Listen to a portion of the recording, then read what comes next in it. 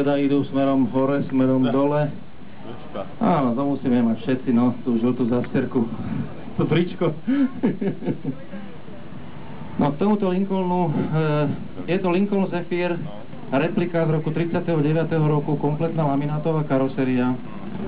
Ja som kúpil teda tento kit surový, čiže karosériu a rám v Amerike od firmy Decorite a stával som toto auto 5 rokov.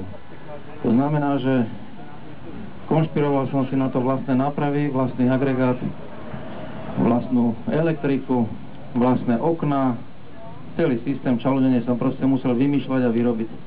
Je v tom 5.7 Corvetta TPIčko so 700R prevodovkou, tí, čo americké auta poznajú, tak vedia, o čom hovorím.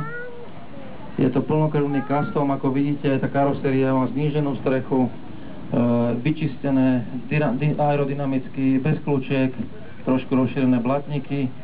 Z toho pôvodného Lincolnu Zephyru z roku 39 je tu snáď teda iba maska a tachometer, ináč tá karoséria dizajnovo je tá istá, ale je teda prekopaná do toho custom dizajnu.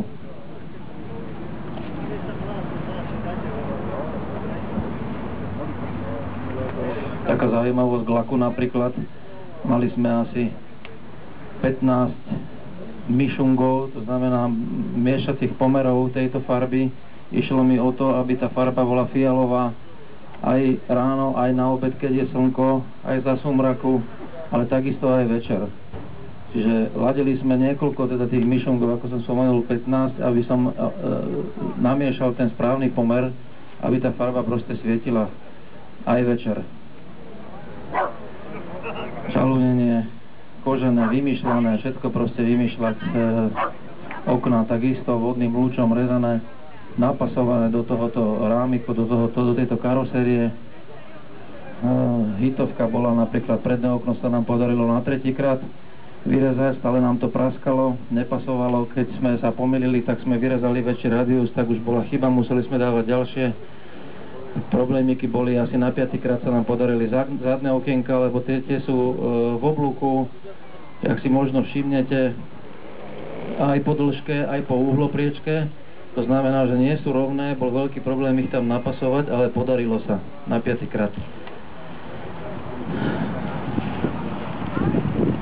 Klasický rebrínový rám, čiže karoséria není samonosná, je na ráme.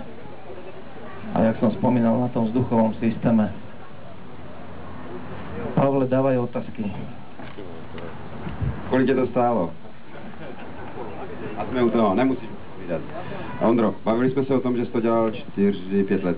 5 let to jsi dělal díl než já, člověč. A ty máš malý děti, jako, no, neměl jsi se dělat, dobře. Takhle, takže to, co jsme se teď o tom bavili, tu karoserii dovezl z Ameriky. Můžeš nám aspoň prozradit, co stála ta laminátová skořepina? Jako víš, to taková Corvetta druhá, víš, taky z laminátu. No, ty vlastně nejsi kuřák, jo? To máš výhodu, že když toho vajgla, tam nemá kdo odhodit vajgla. Kdybys ho odhodil, přijdeš ráno, rozumíš, a máš jenom rám a motor. Takže to je takový zajímavý. Takže tu karoserii dá se běžně dostat, nebo ji tam někdo jakože vyrobil, nebo ty si skoupil jenom části nějaký, zbytek si dodělal, nebo jak to vlastně s tou karoserií je?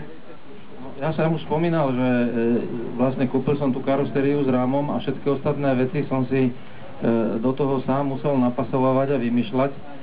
Pýtal ste sa na tú karosériu, tak len holá škrupinka, karoséria s nenapasovanými dverami, s nenapasovanými kapotami, s nevyrobenými otvormi na okna stojí $9,500. Pre zaujímavosť poviem, teda ja mám výrobné číslo auta 2, výrobné číslo 1, ktoré vyrobila firma Decorite, bolo prezentované v New Jersey na veľkej automobilovej burze a tam sa predalo za $350,000.